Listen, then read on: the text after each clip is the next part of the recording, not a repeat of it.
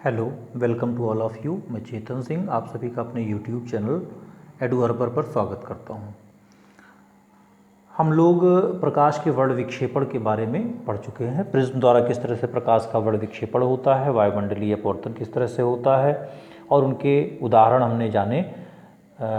इंद्रधनुष का बनना, तारों का टिमटिमाना, सूर्योदय और सूर्यास्त की वास्तविक स्थिति। और आज हम लोग अपन सीखेंगे प्रकाश का प्रकीर्णन, scattering of light. Scattering of light क्या है, प्रकाश का प्रकीर्णन क्या है, और इस प्रकाश के प्रकीर्णन में हम टिंडल प्रभाव भी जानेंगे।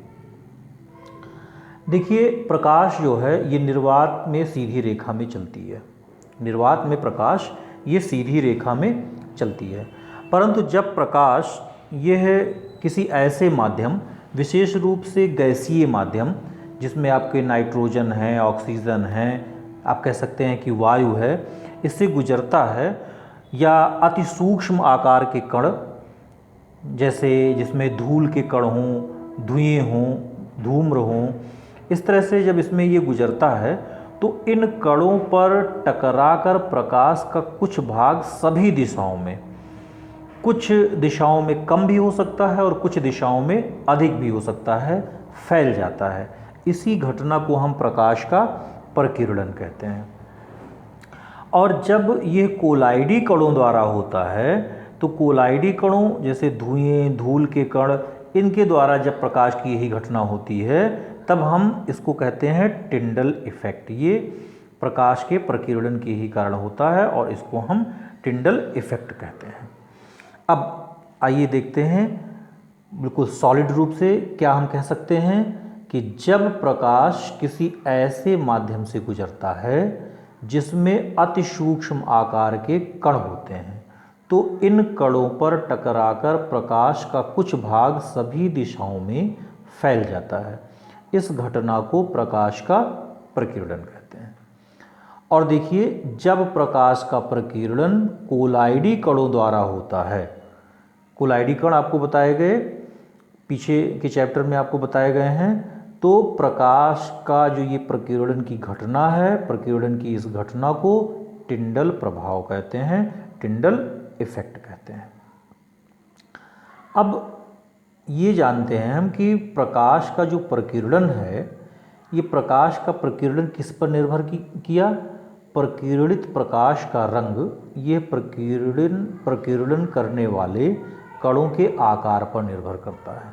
जैसे जब आपका कोलाइडल कण होंगे तो कोलाइडल कणों से भी अगर सूक्ष्म है तो प्रकाश का प्रकीर्णन नहीं कर पाएंगे।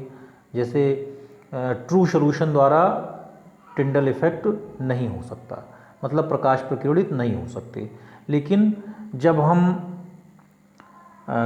कोई कोलाइडल सॉल्यूशन लेते हैं तो उस कोलाइडल सॉल्यूशन से प्रकाश गुजारने पर वो नीले रंग का दिखाई देने लगता है। तो इस तरह से प्रकीर्णित प्रकाश का जो रंग है ये प्रकीर्णन करने वाले कणों के आकार पर निर्भर करता है। वायु के अणुओं द्वारा कम तरंगदैर्घ्य का प्रकाश, कम तरंगदैर्घ्य आपका बैंगनी और नीला है, ये सबसे अधिक प्रकीर्णित होता है। वायु के कणों द्वारा बैंगनी या नीला रंग सबसे अधिक प्रकीर्णित होता है और लाल रंग, अधिक तरंगदैर्घ्य वाला प्रकाश जो है लाल रंग का प्रकाश, ये सबसे कम प्रकीर्णित होता है। जो आगे आपका आकाश का रंग नीला दिखाई देता है उसका सबसे प्रमुख आंसर ही यही है। क्या आंसर है, फिर से आप जान लीजिए कि वायु द्वारा बैंगनी और नीले रंग का प्रकीर्णन ये सबसे अधिक, क्यों? क्योंकि इनका तरंगदैर्घ्य सबसे कम होता है। और अधिक तरंगदैर्घ्य वाला प्रकाश जो लाल है इसका प्रकीर्णन सबसे कम होता है। तो आगे जो क्वेश्चन आपको मिलेंगे उसका प्रमुख आंसर इसी लाइन में छिपा हुआ है। अब आइए हम देखते हैं कि आकाश का रंग नीला क्यों है। ठीक है, आकाश का नीला रंग, ब्लू कलर ऑफ स्काई, आकाश का रंग नीला क्यों होता है, देखते हैं। जब सूर्य का प्रकाश पृथ्वी के वायुमंडल से गुजरता है तो मार्ग में आने वाले वायु के कणों, धूल कणों या अन्य पदार्थों के सूक्ष्म कणों द्वारा इसका प्रकीर्णन होता है। बैगनी या नीले रंग के प्रकाश का प्रकीर्णन लाल रंग के प्रकाश की तुलना में 16 गुना अधिक होता है। इस प्रकार बैगनी तथा नीला रंग यह चारों ओर बिखर जाता है।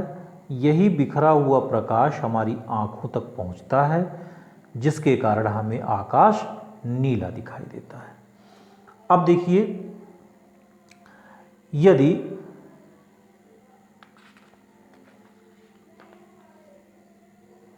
आपका वायुमंडल ना हो, यदि आपका वायुमंडल ना हो तो आकाश का रंग नीला नहीं दिखाई देगा। आकाश का रंग नीला नहीं दिखाई देगा। हमें आकाश वहाँ कैसा दिखाई देगा? काला दिखाई देगा। इसी कारण चंद्रमा के तल तथा अत्यधिक ऊंचाई पर उड़ते विमान से देखने पर जो आकाश का रंग होता है वो कैसा दिखाई देता है? काला दिखाई देता है। उसका कारण क्या है कि इतनी ऊंचाई पर वायुमंडल न होने के कारण धूल और धुएं के कण नहीं मिल पाते हैं और जिसके कारण प्रकीर्णन स्पष्ट नहीं हो पाता है। तो आकाश का रंग नीला दिखाई देने का कारण क्या है? प्रकीर्णन। और प्रकीर्णन में नीले रंग, बैगनी और नीले रंग के प्रकाश का प्रकीर्णन सबसे अधिक होता है और लाल रंग के प्रकाश का प्रकीर्णन ये सबसे कम होता है। और नीले रंग का प्रकाश हमारी आँख तक पहुँचता है और इसीलिए आकाश हमको नीला दिखाई देता है। अब इसी क्रम में हम एक अच्छा उदाहरण और पढ़ेंगे। क्या है? सूर्योदय या सूर्यास्त के समय सूर्य का लाल रंग, red colour of sun at sunrise और सनसेट, मतलब डूबते समय और उदय होते समय, अस्त और उदय दोनों होते समय सूर्य का रंग लाल दिखाई देता है।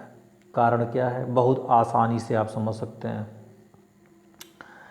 जब सूर्य दोपहर में चमकता है तब ये लाल नहीं दिखाई देता है, लेकिन जब क्षितिज पे होता है तो यहाँ से चलने वाला जो प्रकाश है सबसे ज़्यादा वायुमंडलीय क्षेत्र से गुजरता है, क्षितिज पर है ना, और यहाँ से भाई सबसे कम वायुमंडलीय क्षेत्र में गुजर रहा है। ये देखिए आपका डॉट से दिखाया गया है। जो ऊपर से आएगा तो कम और नीचे से आएगा तो आप देखिए इतना भाग वायुमंडलीय क्षेत्र में गुजर रहा है, और जबकि ऊपर से जब आ रहा है तो मात्र इतना भाग और भी कम, ये इतना भाग ही है ना वायुमंडल से में से गुजर रहा है। तो जब अधिक वायुमंडलीय क्षेत्र से गुजर रहा है तो प्रकीर्णन होगा, और जब वायुमंडल में प्रकीर्णन होगा तो सबसे ज़्यादा प्रकीर्णन किसका होगा? नीले रंग का होगा। ठीक है, ब्लू कलर का होगा।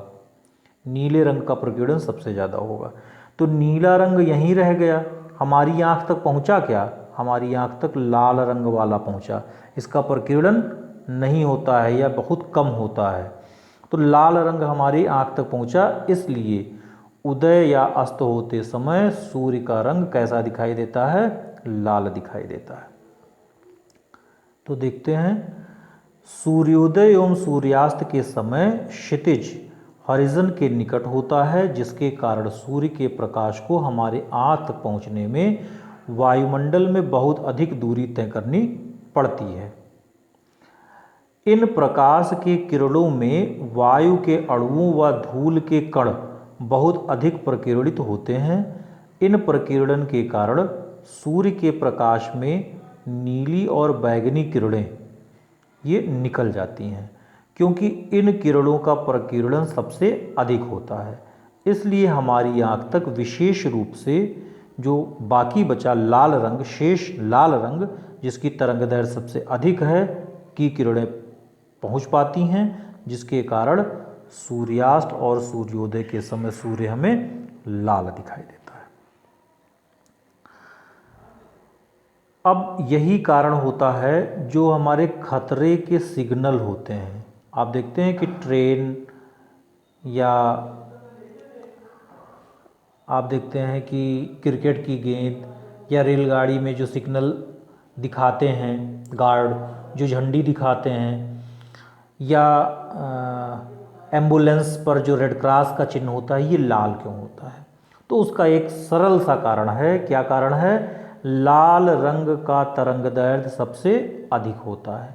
चूंकि लाल रंग का तरंगदैर्घ्य सबसे अधिक, इसलिए वायुमंडल में इसका प्रकीर्णन सबसे कम होता है। इसीलिए कोहरा, धुंध, इन सब में लाल रंग बहुत दूर से दिखाई देता है। यही कारण है कि क्रिकेट की गेंद, रेलगाड़ी रोकने की झंडी, सिग्नल, एम्बुलेंस के क्रॉस चिन्ह, ये सब कैसे बनाए जाते हैं? लाल बनाए जाते हैं। अब एक और एक्सपेरिमेंट द्वारा हम प्रकीर्णन सीखेंगे कि प्रयोग द्वारा प्रकाश के प्रकीर्णन का अध्ययन। एक एक्सपेरिमेंट द्वारा हम ये सीखेंगे कि किस तरह से प्रकाश का प्रकीर्णन होता है। देखिए, एक यहाँ फिगर आपको दिखाया जा रहा है। फिगर क्या है? यहाँ श्वेत प्रकाश का एक सोर्स है, यहाँ एक लेंस, ये L1 है, यहाँ से प्रकाश गुजरेगा, इस लेंस से ये समानांतर हो जाएगा, ये लगभग इसके फोकस पॉइंट पर रखते हैं। एक बीकर लेते हैं, इस बीकर में स्वच्छ जल है ना, ये पानी ले लेते हैं, स्वच्छ जल ले लेते हैं, एक गत्ता ले लेते हैं और उस गत्ते में यहाँ बीच में एक छेद कर देते हैं जिससे प्रकाश आगे बढ़े। यहाँ एक दूसरा लेंस L2 रख देते हैं और इसके फोकस बिंदु पर एक ये पर्दा लगा देते हैं। तो पहले तो ये आप अरेंजमेंट देख लीजिए कि इस तरह से एक्सपेरिमेंट में हमको अरेंजमेंट करना है। अब देखते हैं, फिर से एक बार हम देख लेते हैं। श्वेत प्रकाश हमने लिया, उत्तल लेंस लिया, एक आपने बीकर ले लिया जिसमें स्वच्छ जल भरा हुआ है, तो जल हमने लिया है। अभी गत्ता लिया जिसमें एक छिद्र कर दिया, एक दूसरा लेंस लिया और इसके फोकस बिंदु पर एक पर्दा लगा दिया। अब जब यहाँ हम इस सोर्स को जलाते हैं तो यहाँ सिर्फ हमको एक स्पॉट नज़र आता है, सिर्फ एक स्पॉट नज़र आएगा जिस तरह से यहाँ हम प्रकाश जलाते हैं, क्योंकि यहाँ से प्रकाश ये इस लेंस से गुजरने के बाद समानांतर हुआ और इस गत्ते से गुजरा, फिर इस लेंस से एक बिंदु पर फोकसित हो गया जो पर्दे पर हमको दिखाई देता है। मतलब ना तो कहीं प्रकाश का रंग नीला दिखाई दे रहा है और ना ही कुछ। क्यों? क्योंकि हमने शुद्ध जल लिया है, और जब शुद्ध जल लिया है तो इसका मतलब कि प्रकाश का प्रकीर्णन नहीं हो पा रहा है। अब हम क्या कर रहे हैं, इसी टैंक में लगभग 200 ग्राम सोडियम थायोसल्फेट, जिसको हाइपो भी कहते हैं, हाइपो सोडियम थायोसल्फेट, इसका घोल लेते हैं और इसमें सल्फ्यूरिक एसिड की कुछ मात्रा, कंसंट्रेट सल्फ्यूरिक एसिड की 1-2 मिलीलीटर डाल देते हैं। H2SO4 क्या है? हाइपो लेते हैं और इसमें इसी टैंक में पानी में लगभग 200 ml ये हाइपो ले लेते हैं और इसमें 1 से 2 मिलीलीटर ये कंसंट्रेट H2SO4 डाल देते हैं। इस पे होता क्या है, 2-3 मिनट के बाद जल में जो सल्फ़र के कण हैं ये अवक्षेपित होकर के एक कोलाइड बनाते हैं। अब क्या हो गया, टैंक के भीतर कोलाइडल सॉल्यूशन तैयार हो गया।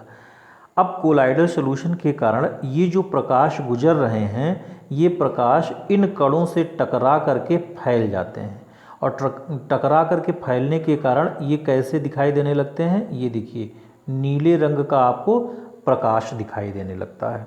और नीले रंग का जब यहाँ प्रकाश दिखाई देने लगा तो मतलब अब यहाँ इसमें जो कोलाइडल सॉल्यूशन है इसमें सब नीले रंग के प्रकाश फैल गए। तो अब बचा क्या, लाल रंग। तो यहाँ जो आगे बढ़ा ये लाल रंग बढ़ा। इस तरह से जो यहाँ स्पॉट आपको दिखाई देगा उसका रंग क्या होगा, लाल होगा। बस यही कारण होता है कि सूर्योदय और सूर्यास्त के समय भी सूर्य लाल दिखाई देता है। प्रकाश का आकाश का रंग नीला दिखाई देता है क्योंकि यहाँ नीला वाला ही सिर्फ फैला, वो हमारी आँख तक पहुँच पाता है। तो इस तरह से हम लोगों ने देखा कि किस प्रकार से प्रकाश का प्रकीर्णन होता है, टिंडल इफ़ेक्ट क्या होता है। आकाश का रंग नीला क्यों दिखाई देता है, सूर्योदय और सूर्यास्त के समय सूर्य लाल क्यों दिखाई देता है, खतरे के सिग्नल हमको लाल क्यों दिखाई देते हैं। और एक एक्सपेरिमेंट द्वारा हम लोगों ने देखा कि इस एक्सपेरिमेंट द्वारा हम दिखा सकते हैं कि प्रकाश का प्रकीर्णन हो रहा है। तो ये चैप्टर भी आपका कंप्लीट हो गया है और इसका आप नोट्स कंप्लीट कर लीजिए। धन्यवाद।